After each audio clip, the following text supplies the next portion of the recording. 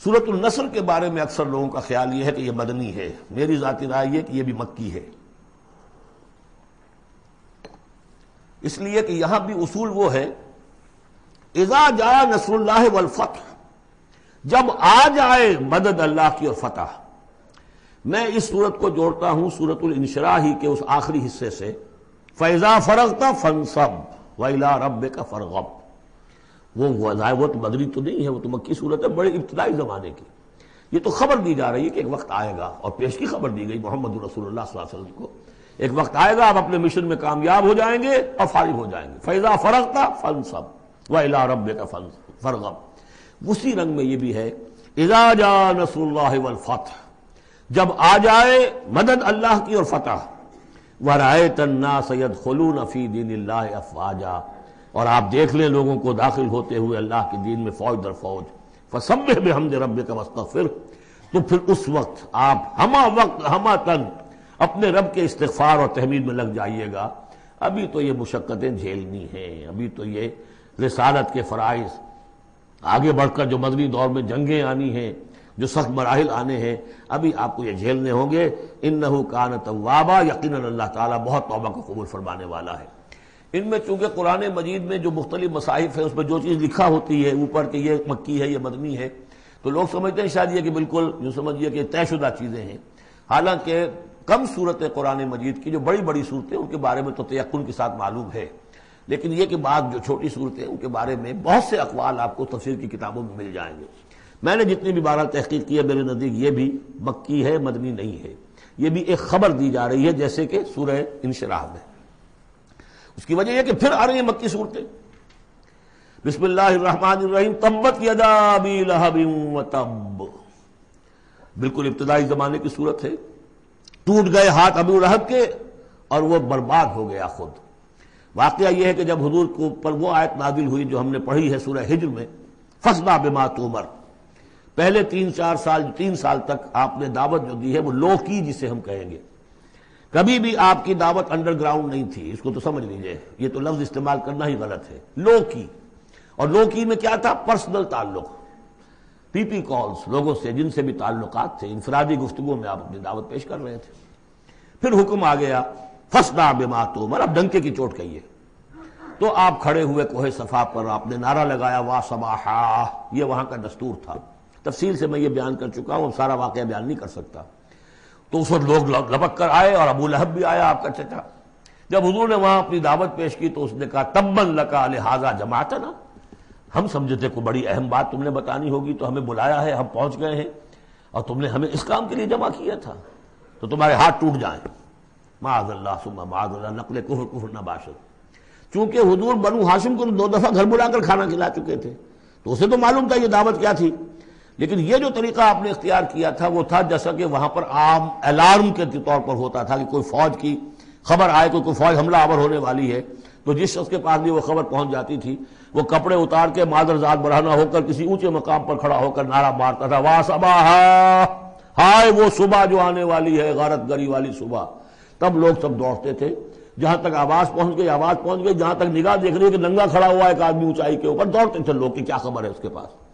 حضور معاذ اللہ ننگے ہونے کا کوئی سوال نہیں تھا، لیکن آپ نے آدھی بات ان کی اختیار کر لی جس کے اندر کوئی قباحت نہیں ہے، کہ آپ کھڑے ہوئے اور آپ نے وا صباحا کا نعرہ لگایا۔ وہ صبح قیامت کی خبر دے رہے ہیں، وہ خبر دیتے تھے جو صبح ہوتی تھی غارت گری کی، دشمن آ کر حملہ کرے گا، لیکن وہ بھی تو صبح قیامت ہے۔ بات کوئی تو ہنسی کی نکلے، خندہ صبح قیامت ہی صحیح، صبح قیامت بھی تو ہے نا آخر۔ تو اس نے کہا آپ تمہارے ہاتھ ٹوٹ جائیں، تم نے اس کام کے لیے بلایا تھا۔ تو فرمایا تبت یدا ابی لہب وتب، اے نبی جیسے آپ کے دشمن جنہوں نے آپ کو کہا کہ اس کی تو دم ہی کٹ گئی، وہ ہوں گے جن کی دمیں کٹ جائیں گی، جن کا نام لیوا کوئی نہیں رہے گا۔ اسی طریقے سے جس نے کہا ہے کہ آپ کے ہاتھ ٹوٹ جائیں، ہاتھ اس کے ٹوٹ گئے۔ یہ تو چند سال کے بعد کی بات ہے، لیکن حقیقت میں عالم غیب میں تو اس کے ہاتھ کٹ چکے ہیں، وہ تب اور وہ برباد ہو چکا ہے۔ ما اغنی عنہ مالہ وما کسب، کچھ کام نہیں آئے گی اس کا، نہ اس کا یہ مال اور نہ وہ کمائی جو اس نے کی ہے ساری عمر اور جمع کیا ہے۔ سیصلی نارا ذات لہب، وہ جھونکا جائے گا آگ میں جو بھڑکتی ہوئی آگ ہے۔ اور لہب کا لفظ جو ہے اس کے اپنے نام میں بھی شامل تھا، یہ صنعت لفظی کہلائے گی ابو لہب، کیونکہ وہ بہت ہی سرخ و سفید رنگت کا، بہت جیسے کہ انگارے جیسا اس کا رنگ تھا، اور آنکھیں بھی بڑی بڑی تھی، نہایت حسین و جمیل انسان تھا، اور اس کی بیوی بھی ام جمیل تھی، بہت ہی خوبصورت عورت تھی، اور یہ دونوں جو ہے یہ سمجھیے کہ بڑی ایلیٹ کلاس تھی اس معاشرے کی، اس کے پاس منصب تھا، یہ خزانہ وزیر خزانہ تھا حرم کا، چنانچہ اس کے بارے میں مشہور تھا کہ اس میں سے اس نے سونے کے بنے ہوئے ہرن چرا لیے ہیں۔ اخلاقی طور پر اس کا جو ہے وہ بدنامی اس درجے کی تھی، لیکن یہ کہ حرم کا خزانہ جو تھا وہ اس کی تحویل میں تھا، تو بڑا اونچا منصب دار تھا۔ تو اس کے لیے یہ کہا کہ جیسے یہ دہکتا ہوا انگارہ ہے، اس کو رنگ ہم نے دیا ہے، ایسی ہی دہکتی ہوئی آگ میں ہم اس کو جھونکیں گے، وامرأتہ، اور اس کی بیوی کو بھی۔ کیوں؟ یہ بھی اتنی ہی دشمن تھی حضور کی جتنا کہ ابو لہب دشمن تھا حضور کا، بلکہ یہ کہنا مشکل ہے کہ بیوی زیادہ دشمن تھی یا یہ کہ یہ شوہر زیادہ دشمن تھا، دونوں۔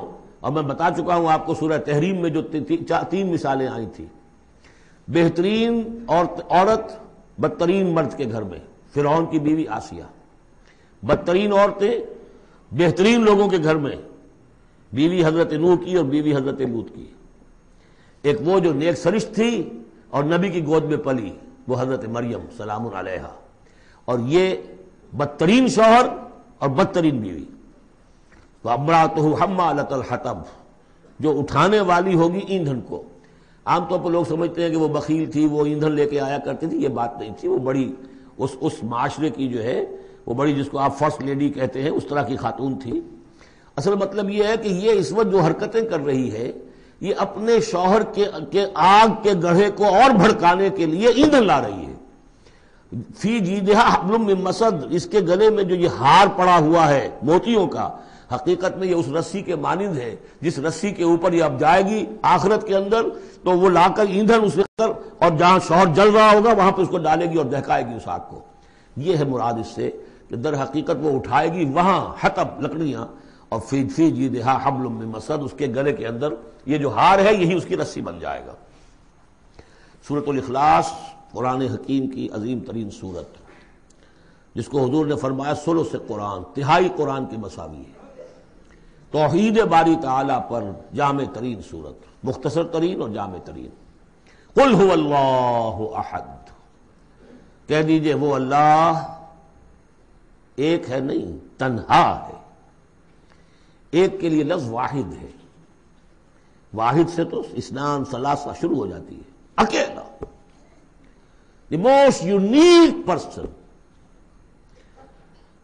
قل هو اللہ احد، تنہا ہے، اللہ الصمد، باقی تمام مخلوقات کا وہی مرجع ہے۔ سمد کہتے ہیں بڑی چٹان کو، جس کا سہارا لیتے تھے لڑنے کے وقت، کہ پیچھے چٹان اچھی ہو تاکہ پیچھے سے دشمن جو ہے حملہ نہ کر سکے۔ پھر یہی لفظ آ جاتا تھا سرداروں کے لیے کہ جن کی طرف رجوع کرتے تھے لوگ۔ تو یہ کہ اصل میں اللہ تو ہے خود بخود قائم ہے، اپنے بل پر قائم ہے، کسی نے بنایا نہیں اسے، اس کی حیات مستعار نہیں ہے، اس کی حیات اپنی، اس کا علم اپنا۔ باقی جو بھی کائنات کے اندر مخلوقات ہیں وہ سب اس کی بدولت ہے۔ لا یحیطون بشیء من علمہ الا بما شاء، ان کا وجود بھی اللہ کا عطا کردہ، انہیں حیات بھی مستعار ہے، مانگی ہوئی ہے۔ عمر دراز مانگ کے لائے تھے 4 دن، اور وہ مانگی ہوئی زندگی ہے، جب چاہے گا لے لے گا ہم سے، ہماری زندگی اپنی تو نہیں ہے۔ لیکن یہ کہ باقی تمام مخلوقات کو تھامے ہوئے ہے، اور یہ وہی ربط و تعلق ہے جو میں نے آپ کو بتایا تھا اس میں اعظم، کہ جو الحی القیوم، خود زندہ اور باقی سب کو تھامے ہوئے، کل کائنات اس کی توجہ کی وجہ سے قائم ہے۔ لم یلد ولم یولد، نہ اس نے جنا اور نہ وہ جنا گیا، نہ اس کے کوئی ماں باپ، نہ اس کی کوئی اولاد، نہ اس کی کوئی جوڑی، جورو اور بیوی، متخذ صاحبۃ ولا ولدا، یہ ہم پڑھ چکے ہیں قرآن۔ اس اعتبار سے نفی ہو گئی کہ کچھ لوگوں نے اس کے لیے بیٹیاں تجویز کر دی، فرشتوں کو خدا کی بیٹیاں بنا دیا، کچھ لوگوں نے جو ہے اس کے لیے بیٹے بنا دیے، حضرت مسیح کو بنا دیا، اور حضرت عزیر علیہ السلام کو بنا دیا یہودیوں نے سب نے نہیں، کچھ ان کی فرقوں نے وغیرہ وغیرہ۔ لیکن یہ کہ اس کا معاملہ یونیک ہے، نہ اس نے کسی کو جنا نہ وہ کسی سے جنا گیا۔ وَلَمْ يَكُنْ لَهُ كُفُوًا أَحَدٌ، اور نہیں ہے اس کا کوئی بھی، اب کفو جو کہتے ہیں برابری کا، کسی حیثیت سے اس کے برابر، کفو، ہم پلہ، ضد، ند، مثل، مثال، مثیل، کوئی نہیں۔ کوئی اس کا ہم پلہ نہیں ہے، کوئی اس کا ہم رتبہ نہیں ہے، کوئی اس کا کفو نہیں ہے۔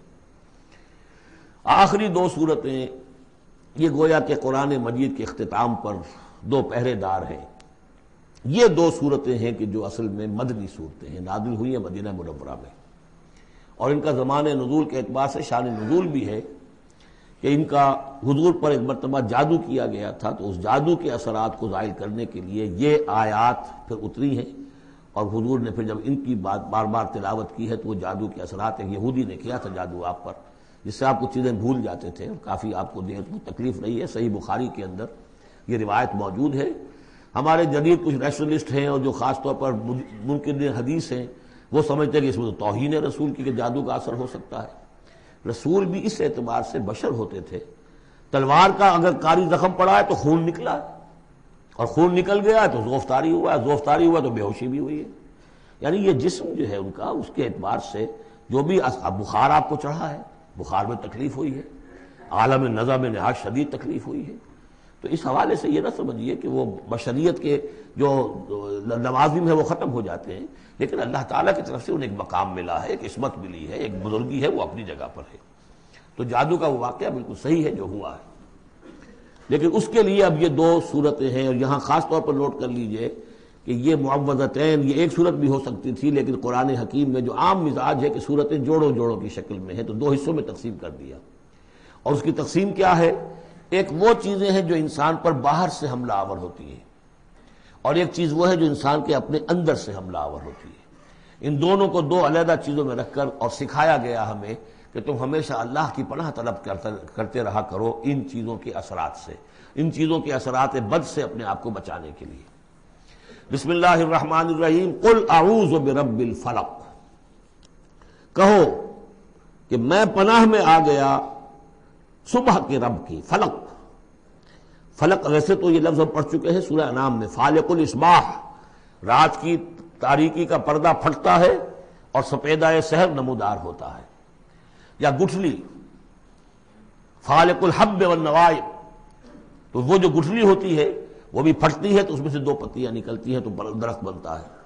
اس اعتبار سے فلق سے مراد یہاں صرف صبح نہیں ہے، بلکہ جو اگلی صورت میں آ رہا ما خلق، جو بھی کچھ اس کائنات میں اس نے پیدا کیا ہے در حقیقت وہ عدم کا پردہ چاک کر کے اس کو وجود بخشا ہے، عدم سے، عدم محض سے، کریشن ایکس نہیلو، بغیر کسی شے کے کسی شے کو بنانا۔ تو قل اعوذ برب الفلق من شر ما خلق، میں پناہ میں آتا ہوں اس کی تمام مخلوقات کی پناہ سے۔ اب آپ غور کیجئے، مخلوق ظاہر بات ہے خالق کی طرح کامل تو نہیں ہو سکتی، مخلوق کے اندر کوئی نہ کوئی پہلو جو ہے وہ کمی کا، تقصیر کا، نقص کا رہ جائے گا، تو گویا کہ ہر مخلوق میں شر کا پوٹینشل ایلیمنٹ موجود ہے۔ یہ دوسری بات ہے کہ اللہ تعالیٰ کسی کو سہارا دے دے، کسی کو اپنی طرف سے عصمت عطا کر دے، اپنی طرف سے خصوصی پروٹیکشن عطا کر دے، پوٹینشلی خلق جو ہے وہ گویا کہ مستلزم ہے، اس کے ساتھ شر کے اندر کا پہلو موجود ہوگا۔ قل اعوذ برب الفلق من شر ما خلق، یعنی وہ شر جو ہے خود اپنی جگہ پر کوئی علیحدہ مستقل وجود رکھنے والی شے نہیں ہے، بلکہ وہ شر جو ہے خلق کے اندر جو کمی کا پہلو ہے، جیسے ہم نے انسانوں کے بارے میں پڑھا، خلق الانسان من عجل، انسان کی سرشت میں جلد بازی ہے، خلق الانسان ضعیفا، انسان کمزور پیدا کیا گیا ہے۔ وہ جو اس کا ہے، جو اس کا فطرت والا پہلو ہے، جو روحانی پہلو ہے، وہ تو ہے انا خلقنا الانسان فی احسن تقویم، لیکن جو یہ حیوانی پہلو ہے اس کا جو مادی وجود ہے، اس میں تو ذوق بھی ہے۔ ان الانسان خلق ہلوعا اذا مسہ الشر جزوعا واذا مسہ الخیر منوعا، تو یہ تمام چیزیں جو ذہن میں رکھیے۔ قل اعوذ برب الفلق من شر ما خلق، جو بھی مخلوقات ہیں ان میں سے جو بھی شر کا پہلو ہے میں اس سے اے پروردگار تیری پناہ میں آتا ہوں۔ ومن شر غاسق اذا وقب، خاص طور پر یہ رات کو ڈھانپ لینے والی جو ہے رات، اندھیرا، یہ ظاہر بات ہے اسی پھر رات کے پردے میں چوری بھی ہے، ڈاکہ بھی ہے، اسی میں پھر غول بیابانی جو ہے، شیاطین جن ہیں ان کا بھی جو حرکتیں ہوتی ہیں، پھر یہ ساری چیزیں جو ہے اسی کے سلسلے من شر غاسق اذا وقب، سانپ بچھو وغیرہ بھی اسی وقت نکلتے ہیں۔ ومن شر النفاثات فی العقد، اور جو عورتیں گانٹھیں باندھ کر پھونکے مارتی ہیں، یہ جو بھی ٹونے ٹوٹکے ہوتے ہیں اور اس کی وجہ سے لوگوں کو نقصان پہنچایا جاتا ہے، گویا کہ یہ بھی اس کے اندر بھی کوئی حقیقت ہے، یہ سفلی عملیات بھی ہیں، ان کے بھی اثرات ہیں۔ جیسے کہ ہم جانتے ہیں کہ جادو جو ہے حق ہے، برحق ہے، اگرچہ کفر ہے، شراب کی تاثیر ہے لیکن حرام ہے، کچھ نہ کچھ حقیقت ان لکیروں میں بھی ہے، لیکن ہمیں روک دیا گیا کہ ان کے چکر میں مت پڑو۔ یہ جو منجمی ہے، نجوم کی حرکت، اس میں بھی کچھ نہ کچھ حقیقت ہے لیکن روک دیا گیا۔ تو کسی چیز کا ہونا بالفعل یہ اور شے ہے، لیکن اس کا جائز ہونا یہ اور شے ہے۔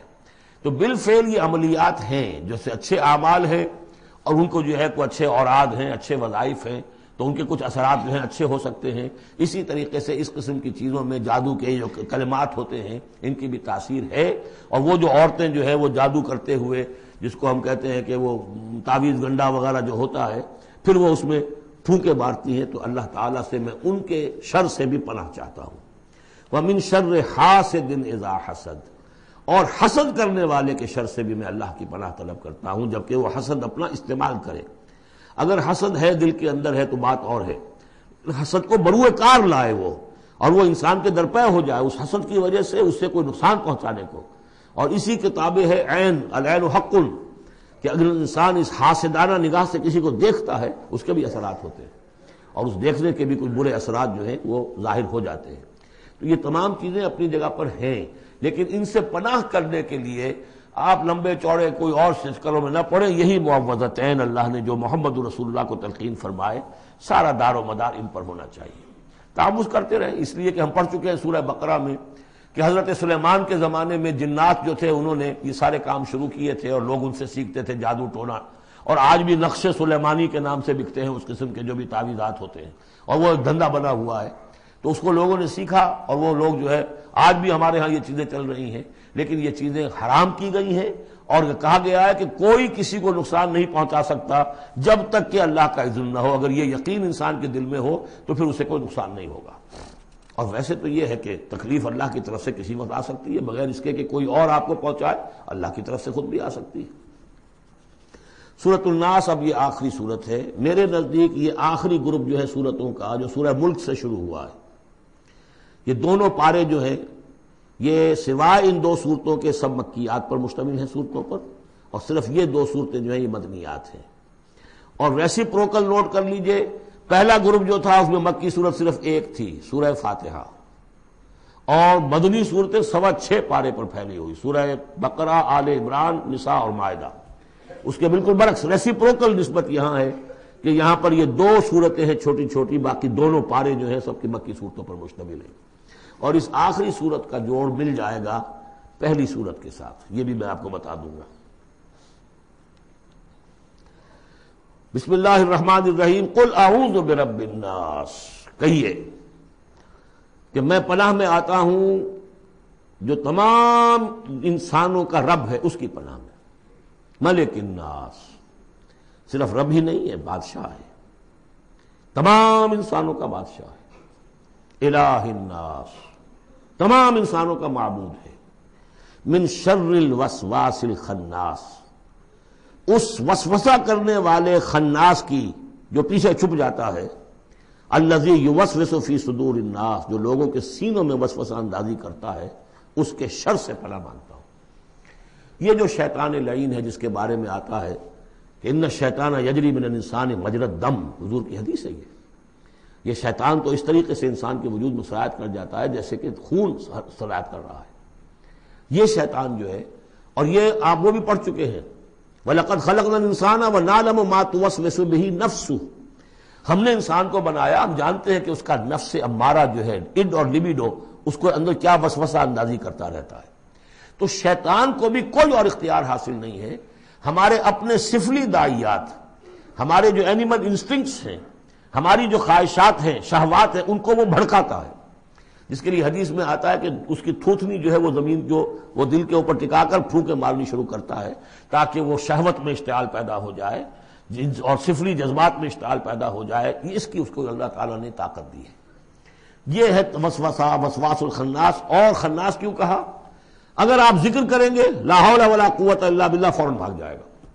تو ذکر سے جب دل خالی ہوتا ہے، دل میں اگر اللہ کی یاد نہیں ہے تو شیطان آئے گا، تھوتنی ٹکائے گا اور پھونکے مارے گا۔ یہ چونکہ شیطان کی یہ ساری ترکیب انسان پر اثر انداز ہوتی ہے اس کے اپنے نفس کے وساطت سے، اندر سے، لہذا اس کے لیے یہ علیحدہ صورت جو ہے وہ قائم کر دی۔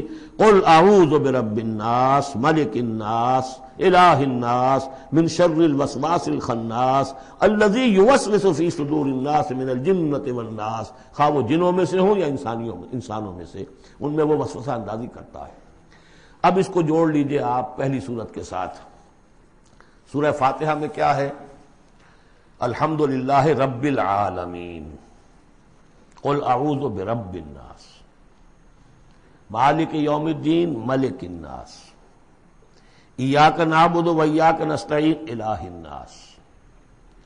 اس کے بعد کیا ہے؟ ہم آپ سے مدد چاہتے ہیں اہدنا الصراط المستقیم، یہاں اس کے برعکس ہے ہمیں اپنی پناہ میں لے لے، بات تو ایک ہی ہے، ہمیں سیدھی راہ کی ہدایت دے، ہمیں شیطان سے پروٹیکشن عطا کر دے، بات ایک ہی ہے، مضمون بالکل وہی سورہ فاتحہ کا۔ قل اعوذ برب الناس الحمدللہ رب العالمین الرحمن الرحیم مالک یوم الدین ملک الناس، اور معبود ہے ایاک نعبد و ایاک نستعین۔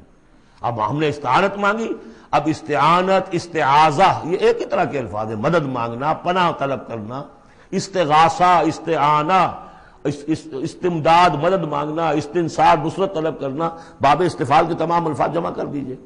تو عبادت، ہم عبادت کرتے ہیں تیری، ایاک نعبد، لیکن ہمیں استعانت، تیری مدد چاہیے اس کے لیے، تو معبود ہے، ہم تیری عبادت کا فیصلہ کرتے ہیں لیکن تیری مدد کے محتاج ہیں۔ اے اللہ ہم تیری عبادت کا وعدہ کرتے ہیں لیکن تیری طرف سے ہمیں پروٹیکشن چاہیے کہ شیطان کے وسوسوں سے، وسوسہ اندازی سے ہمیں محفوظ کر دے۔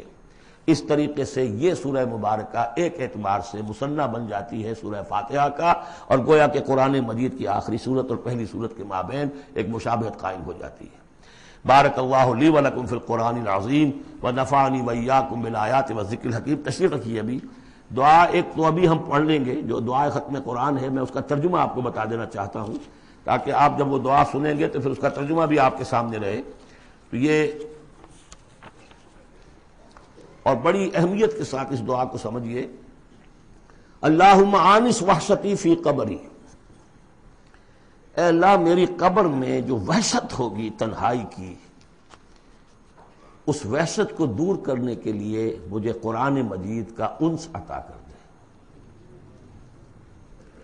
واقعہ یہ ہے کہ میں جب یہ دعا پڑھا کرتا تھا، جس زمانے میں ابھی آتش جوان تھا، تو میں سمجھتا تھا یہ تو اضافی سا جملہ ہے، اصل تو آگے ہے اللہم ارحمنی بالقرآن العظیم وجعلہ لی اماما ونورا وہدی ورحمہ۔ لیکن اب جب موت قریب نظر آتی ہے اور قبر جو ہے وہ نظر آ رہی ہے تو معلوم ہوتا ہے کہ اہم ترین حصہ یہی ہے، اس دعا کا جو پہلا حصہ ہے، اللہم آنس وحشتی فی قبری، اس وحشت کو مانوس میرے لیے بنا دے، لیکن مانوس بنے گی قرآن کے ذریعے سے۔ وارحمنی بالقرآن العظیم، اور مجھ پر رحم فرمائیو اس قرآن عظیم کی بدولت۔ وجعلہ لی اماما ونورا وہدی ورحمہ، اور اس دنیا میں پروردگار اس قرآن کو میرے لیے امام بنا دے، میں اس کی پیروی کروں۔ لیکن یہ الفاظ کہتے ہوئے اپنے دل کو دیکھنا ہوگا کہ خود اپنا ارادہ ہے یا نہیں، عزم ہو کہ ہاں اب قرآن کو اپنا امام بنانا ہے، اس کے پیچھے چلنا ہے، تب تو اللہ تعالیٰ سے دعا کرتے ہوئے بھی انسان جو ہے پھر اسے سجتی ہے یہ دعا، اور ایسا کوئی شعوری فیصلہ ہے ہی نہیں تو پھر یہ ایک روٹین ہے، بس آپ نے ایک الفاظ ہے جو زبان سے کہہ دیے ہیں، ذالک قولہم بافواہہم، اپنے منہ سے نکلنے والی باتیں اور کچھ نہیں۔ وجعلہ لی اماما ونورا، نور بنا دے، وہدی، ہدایت بنا دے، اور رحمت بنا دے۔ اللہم ذکرنی منہ ما نسیت، اے اللہ مجھے یاد کرا دے اس میں سے جو میں بھول جاؤں۔ وعلمنی منہ ما جہلت، اور جس چیز کو میں اس میں سے جانتا نہیں ہوں، اور ہم تو سب سے جاہل ہیں، کتنے فیصد لوگ ہیں جو جانتے ہیں قرآن میں ہے کیا، لیکن بہرحال دعا مانگیے کہ اللہ تعالیٰ ہمت دے، آپ قرآن سیکھیں، قرآن سیکھنے کے لیے عربی سیکھیں۔ علمنی منہ ما جہلت، لیکن یہ بھی اگر آپ کا اپنا ارادہ نہیں ہے کہ سیکھنا ہے تو اللہ تعالیٰ زبردستی تو آپ کے دل میں آ کے قرآن کا علم نہیں ڈال دے گا۔ قرآن کا علم تو بڑی قیمتی شے ہے، دنیا کا کوئی فن ہو، کوئی معمولی سا کوئی فن ہے، وہ بھی سیکھنا پڑتا ہے، محنت کرنی پڑتی ہے۔ جیسا کہ حضرت علی نے فرمایا، بڑے اونچے اشعار ہیں، یغوث البحر من طلب اللعالی، جو شخص بھی موتیوں کا طلبگار ہوتا ہے اسے سمندر میں غوطہ زنی کرنی پڑتی ہے۔ ومن طلب العلا سہر اللیالی، جو کسی بلند مقام تک پہنچنا چاہتا ہے زندگی میں وہ راتوں کو جاگتا ہے، محنت کرتا ہے، پڑھتا ہے، جو بھی مشقت کرتا ہے۔ ومن طلب العلا من غیر قد، اور جو کوئی بلندی کا طلبگار بن جائے بغیر کوشش کے، اضاع العمر فی طلب المحالی، پھر وہ اپنی عمر ضائع کر بیٹھتا ہے ایک محال چیز کی طلب میں، وہ تو ہونے والی بات نہیں ہے، یہ دنیا اللہ نے بنائی ہے کہ محنت کرو۔ تو یہ دعا مانگتے ہوئے علمنی منہ ما جہلت، تو اپنا ارادہ کریں پختگی کے ساتھ۔ اور چونکہ یہاں وہ نظام اب چلنے والا ہے، اس کا پراسپیکٹس بھی نیچے موجود ہے، 1 ایئر کورس جو ہم نے شروع کیا ہے قرآن انجمن خدام القرآن کے تحت، وہ لاہور میں ہوتا آ رہا ہے بہت سے سالوں سے، یہاں بھی 1-2 مرتبہ ہو چکا ہے، اب اس سال پھر یہ شروع ہو رہا ہے، اور یہ 23 فروری تک اس کے جو ہے وہ اس کی کلاسز شروع ہوں گی، اس سے پہلے ڈیٹس وغیرہ ہیں، پراسپیکٹس چھپ چکا ہے، نیچے دفتر سے آپ کو مل جائے گا، 5 روپے اس کی پراسپیکٹس کی قیمت ہے۔ لیکن آپ دیکھیے اور اس سے فائدہ اٹھائیے کہ ہم نے کیا کیا کچھ پڑھ لیا ہے، لیکن یہ کہ ہم نے اتنی عربی نہیں سیکھی کہ قرآن مجید کو براہ راست سمجھ سکیں۔ فرمایا وعلمنی منہ ما جہلت وارزقنی تلاوتہ، اور مجھے اے اللہ ہمت دے، نصیب فرمائیے کہ میں اس کو پڑھتا رہا کروں، آنا اللیل و آنا النہار، رات کے اوقات میں بھی اور دن کے اوقات میں بھی، وجعلہ لی حجۃ یا رب العالمین، اور اے تمام جہانوں کے پروردگار اس قرآن کو میرے حق میں دلیل بنا، میرے حق میں گواہ بنا، یعنی میرے خلاف نہ کر دیجو، اس لیے کہ حضور نے فرمایا ہے القرآن حجۃ لک او علیک، یہ قرآن یا تو دلیل ہے اور گواہ ہے تمہارے حق میں اور یا تمہارے خلاف۔ اگر قرآن کو پڑھو گے جیسے کہ پڑھنے کا حق ہے، سمجھو گے جیسے سمجھنے کا حق ہے، عمل کرو گے جیسے عمل کرنے کا حق ہے، اور اس کو دنیا تک پہنچاؤ گے جیسے کہ پہنچانے کا حق ہے، تو یہی قرآن تمہارا شافع بن کر کھڑا ہوگا، یہی تمہارے حق میں گواہی دے گا۔ اور جو کچھ ہم کر رہے ہیں اگر وہی ہم کرتے رہیں گے تو یہی قرآن سب سے بڑا ہمارے خلاف جو ہے استغاثہ لے کر آئے گا کہ اللہ یہ بدبخت کہتا تھا کہ یہ میں تیری کتاب ہوں، مجھے پڑھتا نہیں تھا، مانتا تھا میں تیرا کلام ہوں، سمجھتا نہیں تھا، یا سمجھتا بھی تھا عمل نہیں کرتا تھا۔ یہ سب سے بڑی دلیل ہمارے خلاف، القرآن حجۃ لک و علیک۔ اس قرآن حکیم کے ضمن میں ایک خاص دعا جو حضور سے منقول ہے، اس کی 2-3 روایتیں اس کی تھی کہ جن کو پھر میں نے جمع کیا ہے، اور وہ خوبصورت چھاپ بھی دی گئی ہے، اب آج یہاں غالباً اویلیبل ہوگی، کہاں آج یہاں کوئی تحفہ بھی آپ کو دیا جائے گا، یہ جو ابھی ہوگا ختم قرآن جب ہم تراویح میں کر لیں گے تو کچھ تحفہ بھی ہے، کوئی ایک کیسٹ ہے، ایک وہ دعا جو میں ابھی آپ کو سناؤں گا وہ بھی بہت خوبصورت طبع شدہ، کہیں لٹکا لیجئے اپنے پاس یا میز کے شیشے کے نیچے رکھ لیجئے، اسے یاد کیجئے۔ لیکن اس دعا میں جو کوٹ کوٹ کر بھرا ہوا ہے، حضور کی جو عاجزی ہے، بندگی ہے اللہ کے سامنے، جس طرح اپنے آپ کو انہوں نے، جیسے امام ابن تیمیہ کا قول میں نے آپ کو سنایا ہے کہ عبادت کیا ہے، غایت الحب مع غایت الذل والخضوع، ہر درجے میں انسان اپنے آپ کو اللہ کے سامنے بچھا دے کہ میں کچھ نہیں ہوں، اے اللہ تجھ سے سوال کر رہا ہوں۔ وہ دعا کیا ہے، اللہم انی عبدک، پروردگار میں تیرا بندہ ہوں، ابن عبدک، میرا باپ بھی تیرا ادنا غلام تھا، وابن امتک، میری ماں بھی تیری ادنا کنیز تھی، فی قبضتک، میں تیرے قبضہ قدرت میں ہوں، ناصیتی بیدک، میری پیشانی تیرے ہاتھ میں ہے، ماضٍ فی حکمک، میرے پورے وجود میں تیرا ہی حکم جاری و ساری ہے، عدل فی قضاؤک، اور میرے بارے میں جو فیصلہ تو کرے وہ عدل ہی پر مبنی ہوگا، اسألک، میں تجھ سے سوال کرتا ہوں، بکل اسم ہوا لک، ہر اس نام کے حوالے سے جو تیرا ہے، تو قرآن میں بار بار ہم نے پڑھا فدعوہ بہا، للہ الاسماء الحسنی فدعوہ بہا، اللہ کے ناموں کے حوالے سے دعا کیا کرو۔ اسألک بکل اسم ہوا لک، جو تیرے نام ہے، انزلتہ فی کتابک، جسے تو نے اپنی کسی کتاب میں نازل کیا، او علمتہ احدا من خلقک، یا تو نے اپنے مخلوق میں سے کسی کو سکھایا، اب استاثرت بہ فی مکنون الغیب عندک، یا اسے ابھی اپنے پاس اپنے غیب کے خزانے میں محفوظ رکھا ہوا ہے، سارے ناموں کا حوالہ دے کر اسألو کا کیا، ان تجعل القرآن ربیع قلبی، اس قرآن کو میرے دل کی بہار بنا دے، ونور صدری، میرے سینے کا نور بنا دے، وذہاب ہمی، اور میرے ہموم اور غموم کا، غموں کا اور جو بھی تفکرات ہیں ان کا دور کرنے والا۔ ایک جملہ رہ گیا جی، جلا حزنی، میرا کوئی غم ہو، افسوس ہو، اس کو بھی ختم کر دینے والی چیز، اس کا ذریعہ اس قرآن کو بنا دے۔ تو یہ بڑی عظیم دعا ہے جس میں ایک طرف عبدیت کی انتہا ہے، تواضع، اللہ کے سامنے تذلل، اور پھر یہ کہ مانگنے کی شے اصل میں قرآن سے کیا ہے، اللہ سے مانگنے کی شے کیا ہے؟ الرحمن علم القرآن، یہ ہے سب سے بڑی دولت۔ یا ایھا الناس قد جاءتکم موعظۃ من ربکم وشفاء لما فی الصدور وہدی ورحمۃ للمؤمنین قل بفضل اللہ وبرحمتہ فبذلک فلیفرحوا ھو خیر مما یجمعون۔ تو یہ دعا جو ہے آپ مانگیں گے، اور اسی پر اب میں اپنی گفتگو ختم کر رہا ہوں۔ بہرحال جو بھی خدمت میں کر سکا ہوں، 25 دن آج ہو گئے ہیں، اس سے پہلے 3 دن میں یہاں آ چکا تھا، 2 دن میرے لیکچرز ہوئے ہیں یہاں پر تعارف قرآن کے ضمن میں، 25 دن تک یہ معاملہ چلا ہے، روزانہ 4 گھنٹے، آج 2 گھنٹے 2.5 گھنٹے ہو گئے ہیں، ایک روز 5 گھنٹے بھی تھے۔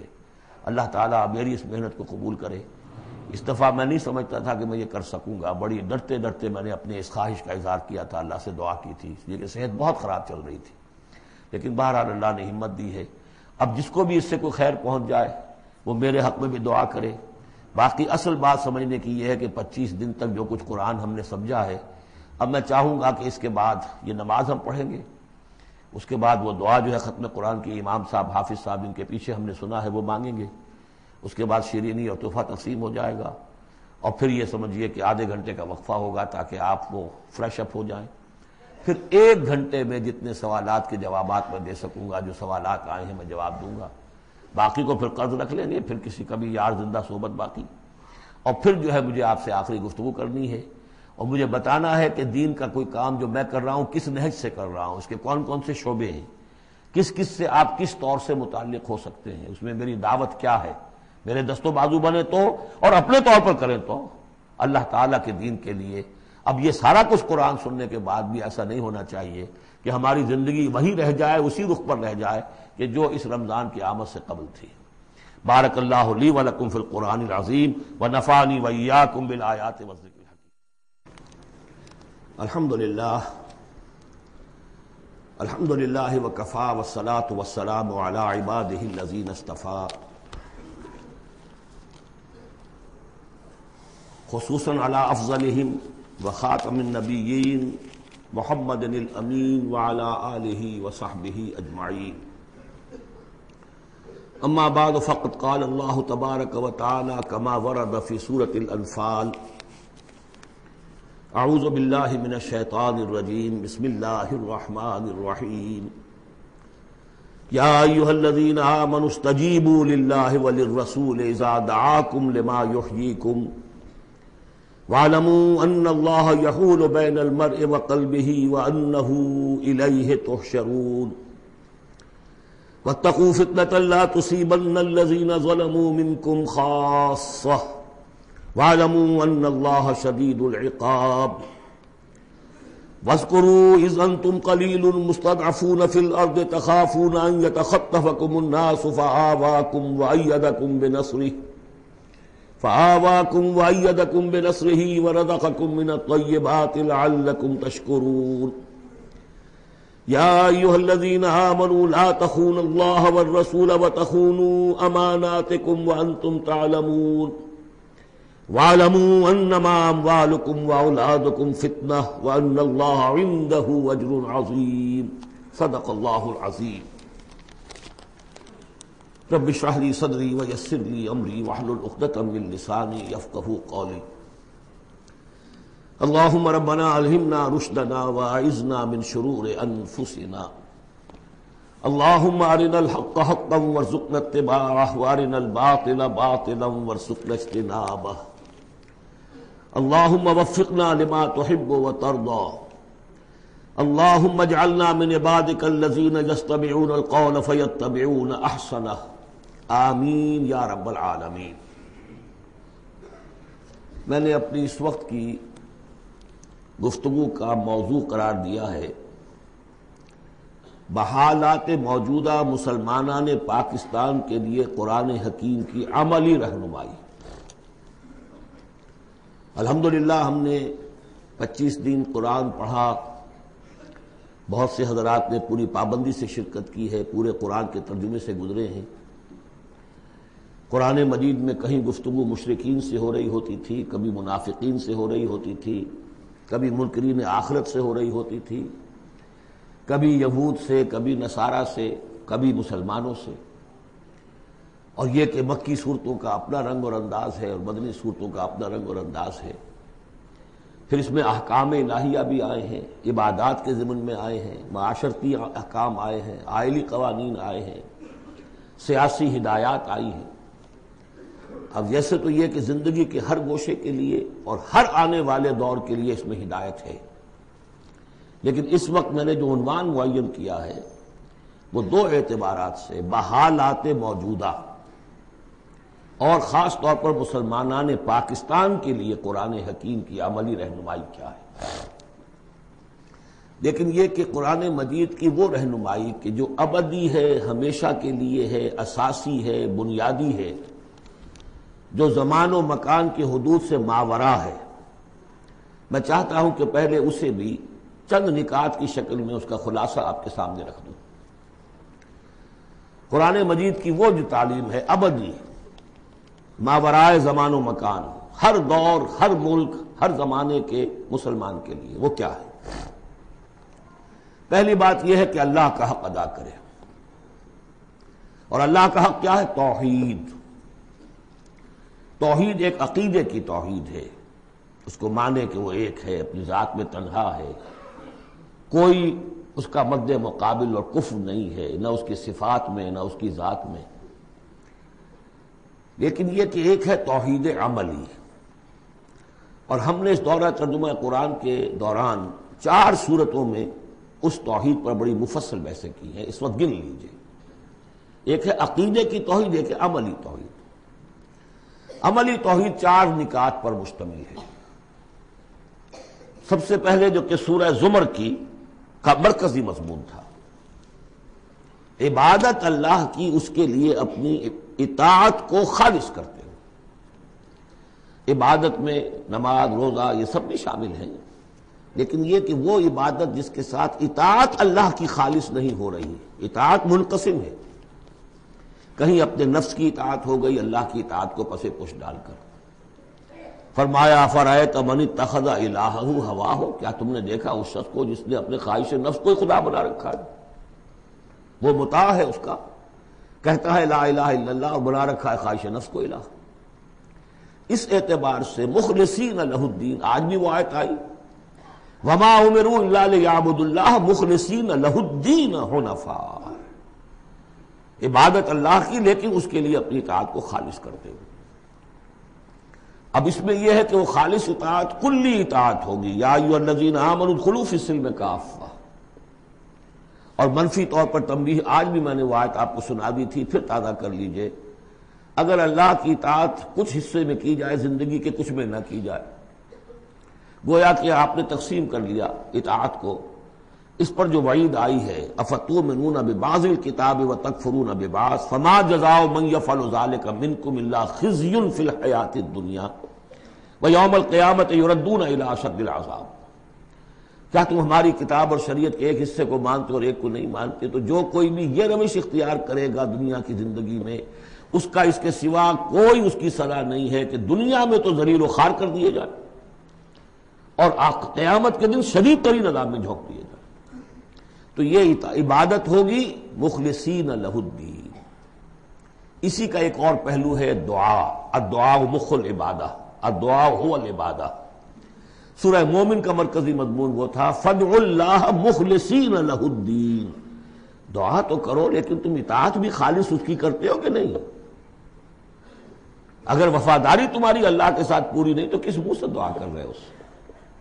وہ حدیث میں سنا چکا ہوں کہ ایک شخص حج کے لیے پہنچ گیا ہے اور وہ پہنچا ہوا ہے جبل رحمت پر اور ہاتھ اٹھا کے دعائیں مانگ رہا ہے، یا رب یا رب، وَأَنَّىٰ يُسْتَجَابُ لِذَٰلِكَ، اس کی دعا کیسے قبول ہو؟ وَمَطْعَمُهُ حَرَامٌ وَمَلْبَسُهُ حَرَامٌ وَغُذِّيَ بِالْحَرَامِ، اس کا کھایا ہوا حرام کا ہے، پہنا ہوا حرام کا ہے، اس کا جسم حرام کی آمدنی سے اور اس کے کھانے پینے سے بنا ہوا ہے۔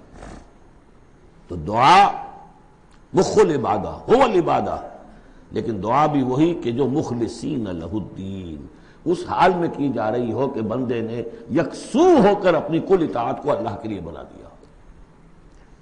اس سے اگلا قدم ہوتا ہے ان فرد سے ایک دوسرے فرد کو دعوت، اب اسی کے داعی بن کر کھڑے ہو جاؤ،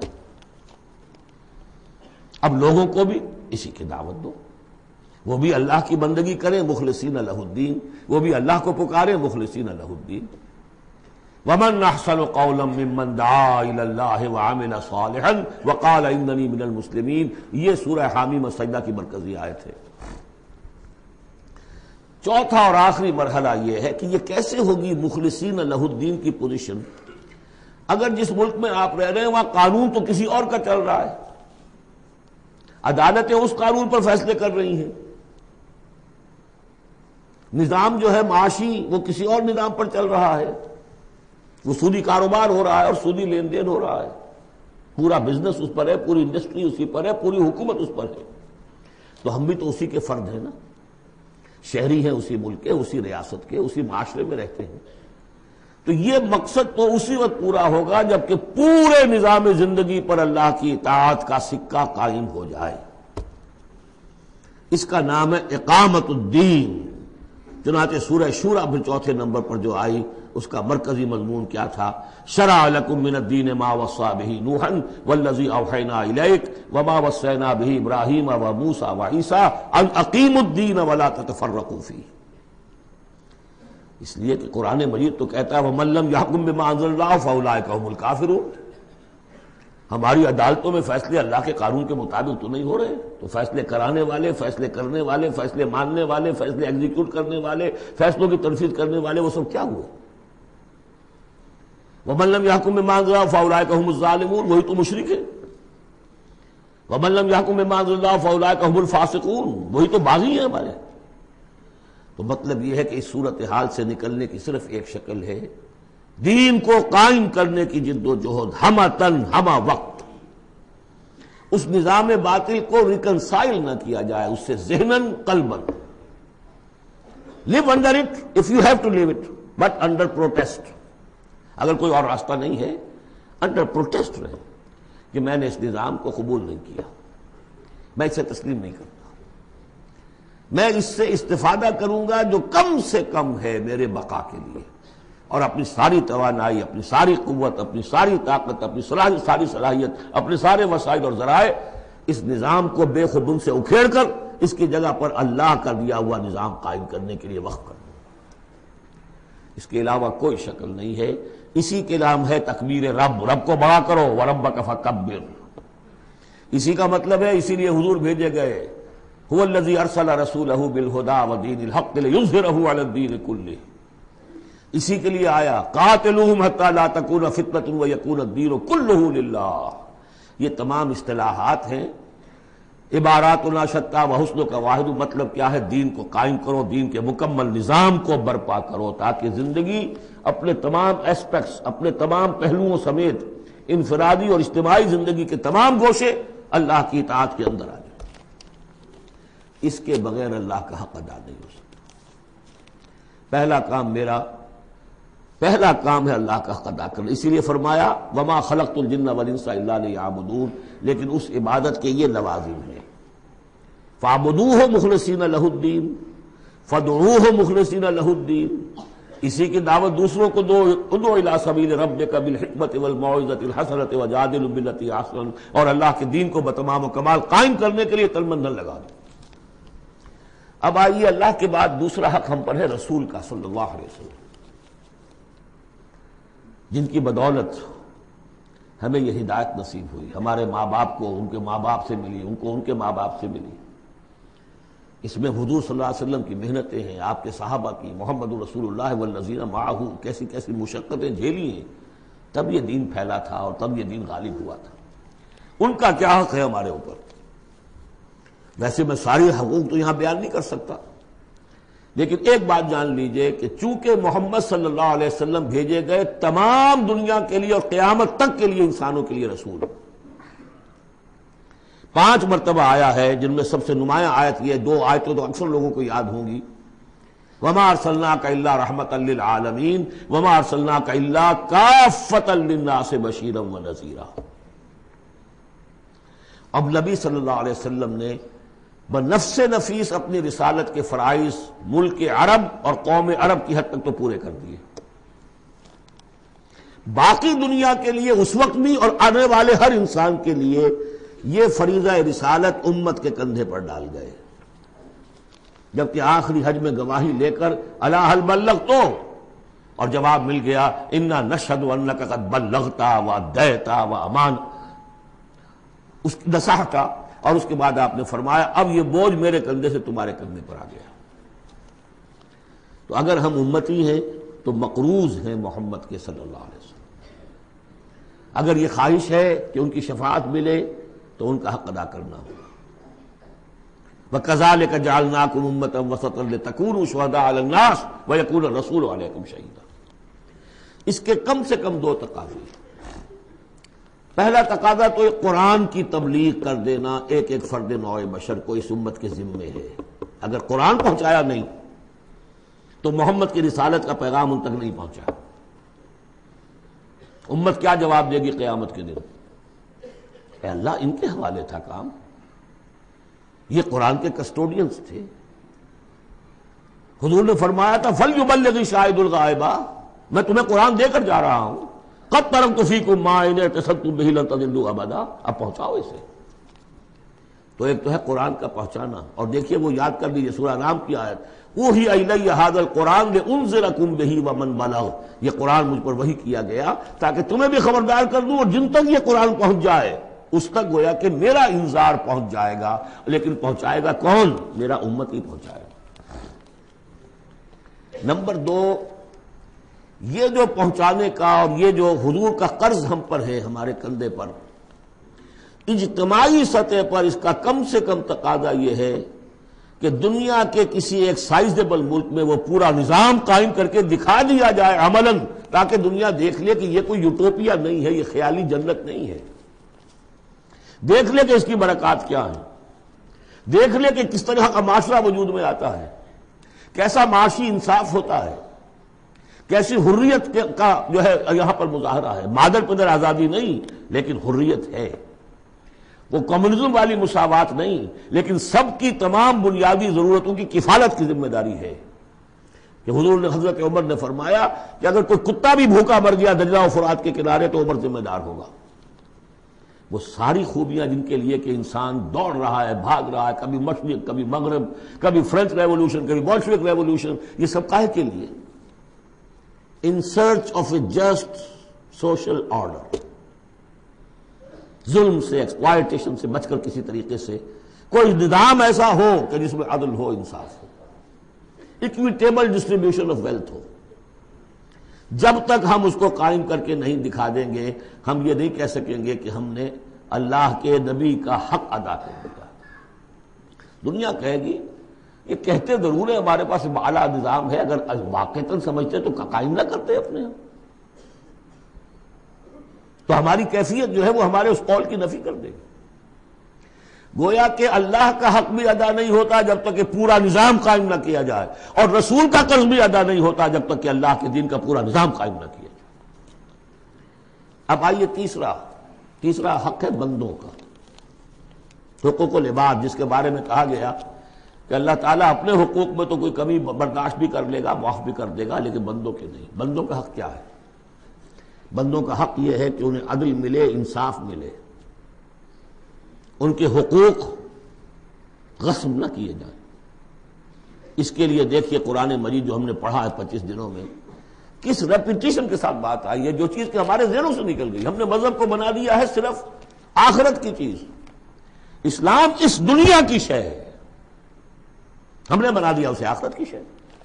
لہذا نتیجہ کیا نکلا ہے کہ لوگوں نے کہا، مارکس نے کہا religion is the opium of the masses, اب سب کچھ آخرت میں مل جائے گا، یہاں ظلم سہ لو، برداشت کر لو، سرمایہ داروں کے، جاگیرداروں کے، اور جو سرداران قبائل ہیں ان کے سب ظلم سہو، برداشت کرو، اور تمہیں اللہ کے ہاں آخرت میں مل جائے گا۔ قرآن کا نظریہ تو یہ نہیں ہے۔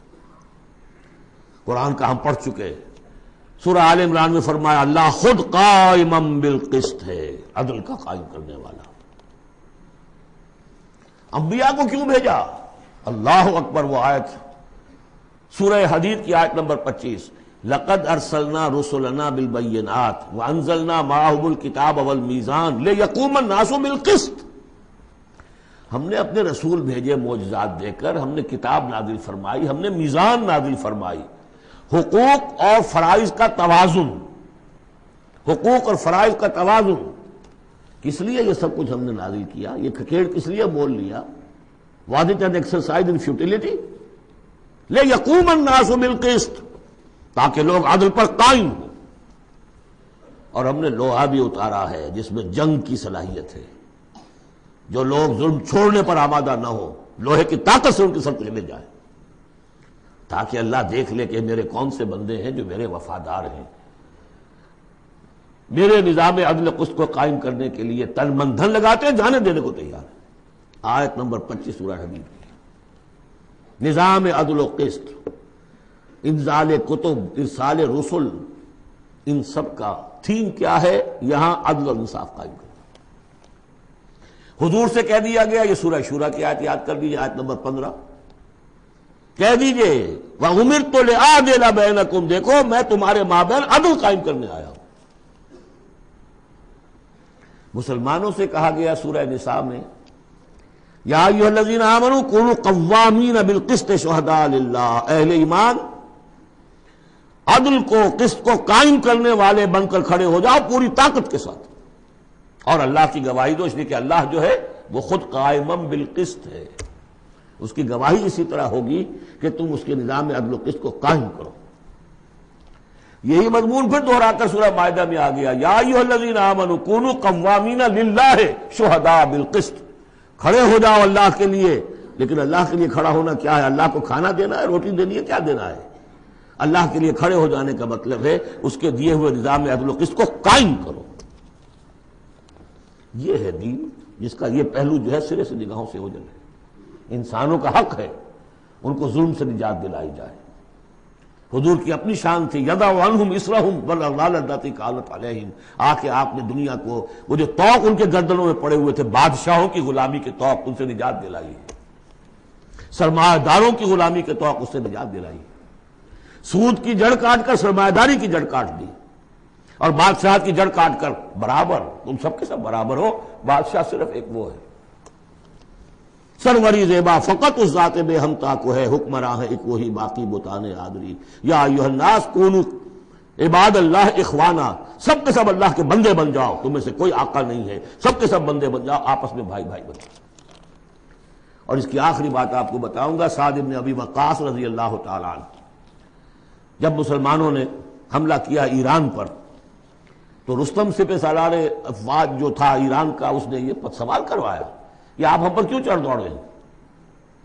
پہلے بھی آپ عرب لوگ تھے، بدوی بدو لوگ تھے، کبھی کبھی لوٹ مار کر کے لے جایا کرتے تھے، آتے تھے لوٹ مار کیا اور چلے گئے، یہ اس دفعہ ہماری جان نہیں چھوڑ رہے ہو، کیا وجہ ہے؟ سعد ابن ابی وقاص رضی اللہ تعالیٰ عنہ غالباً رشتے میں حضور کے ماموں لگتے ہیں، اور صحابی اتنے درجے کے ہیں، عشرہ مبشرہ میں سے ہیں، اور ایک ہی صحابی ہے حضور کا جس کے لیے حضور نے کہا ہے کہ تم پر میرے ماں باپ قربان۔ غزوہ احد میں جب حضور پر نرغہ ہوا ہے اور ہر طرف سے دشمن نے حملہ کیا ہے، یہ 7 تیر چلا رہے تھے اور روک رہے تھے دشمنوں کو، اس وقت حضور نے فرمایا ہے 7 تیر چلائے جاؤ، تم پر میرے ماں باپ قربان۔ یہ شان ہے ان کی۔ ان کا جواب یہ تھا کہ اس مرتبہ ہم خود نہیں آئے، لوٹ مار کرنے نہیں آئے، انا قد ارسلنا، اب تو ہمیں بھیجا گیا، we are on a mission, اللہ نے بھیجا اپنے رسول کو، اللہ کے رسول نے بھیجا ہمیں۔ And what's the mission? لِنُخْرِجَ النَّاسَ مِنْ ظُلُمَاتِ الْجَهَالَةِ إِلَى نُورِ الْإِيمَانِ، لوگوں کو نکالے جہالت اور جاہلیت کی تاریکیوں سے ایمان کی روشنی کی طرف۔ وَمِنْ جَوْرِ الْمُلُوكِ إِلَى عَدْلِ الْإِسْلَامِ، بادشاہوں کے ظلم و ستم کے پنجے سے نجات دلا کر اللہ کے نظام عدل سے، نظام خلافت راشدہ، جہاں جو اس وقت دنیا کی عظیم ترین مملکت کا جو فرما روا تھا، اس کے کپڑوں میں پیوند لگے ہوئے تھے۔ ایرانی سے سفیر آیا تھا دیکھنے کے لیے، اور مدینے میں پوچھا تھا حضرت عمر کے زمانہ خلافت میں، اے نا ملککم، تمہارا بادشاہ کہاں ہوتا ہے؟ جواب ملا تھا لیس لنا ملک، ہمارا کوئی بادشاہ نہیں ہے، بل لنا امیر، ہمارا ایک امیر ہے۔ کہاں ہے بھائی؟ کوئی محل نظر نہیں آیا ہمیں، کہاں رہتا ہے؟ وہ گیا ہے، محل وحل تو کوئی ہے ہی نہیں، وہ گیا ہے، کچھ اونٹ جو تھے گم ہو گئے تھے بیت المال کے، بہت تلاش کیا نہیں ملے، تلاش کرنے گیا۔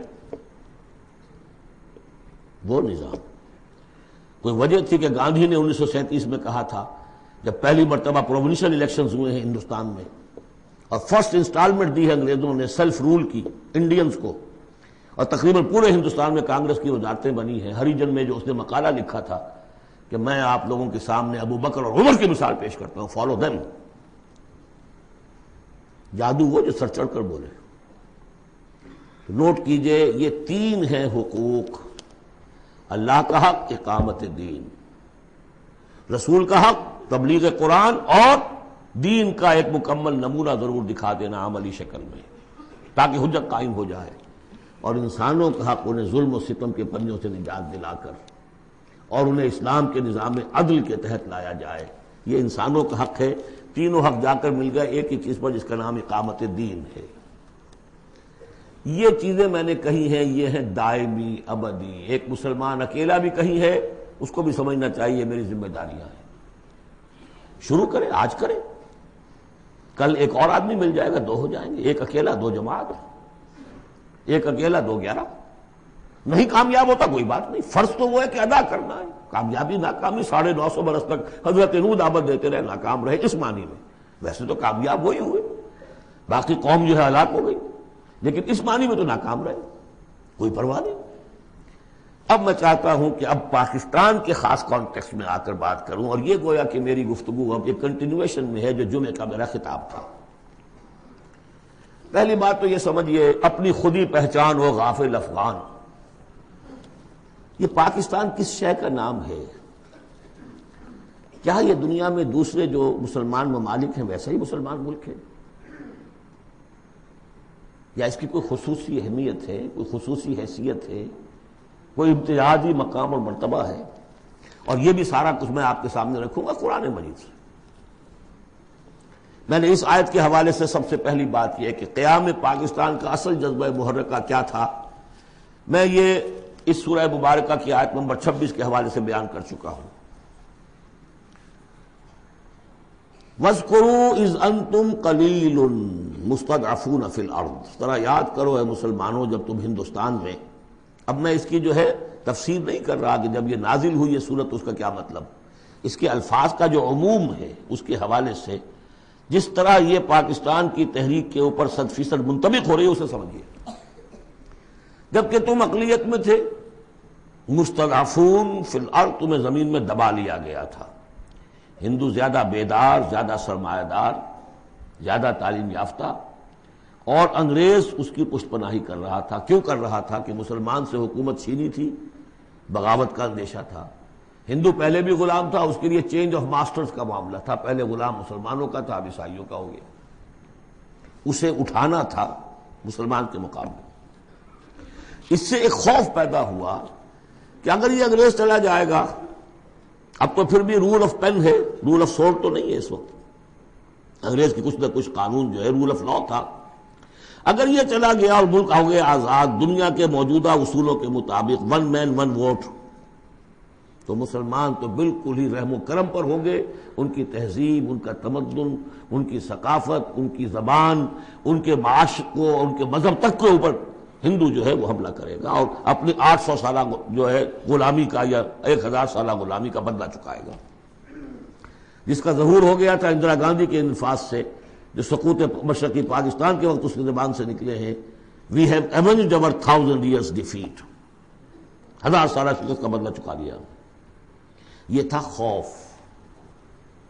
وَاذْكُرُوا إِذْ أَنْتُمْ قَلِيلٌ مُسْتَضْعَفُونَ فِي الْأَرْضِ تَخَافُونَ أَنْ يَتَخَطَّفَكُمُ النَّاسُ فَآوَاكُمْ، اللہ نے تمہیں پناہ دی، پاکستان دیا، 2 ٹکڑے دیے، تم اس میں آؤ اور پناہ لو۔ وَأَيَّدَكُمْ بِنَصْرِهِ، اور اپنی نصرت سے تمہاری تائید فرمائی۔ اور رزقکم من الطیبات، اور تمہیں طیبات کا رزق دیا، لعلکم تشکرون، تاکہ تم شکر کرو۔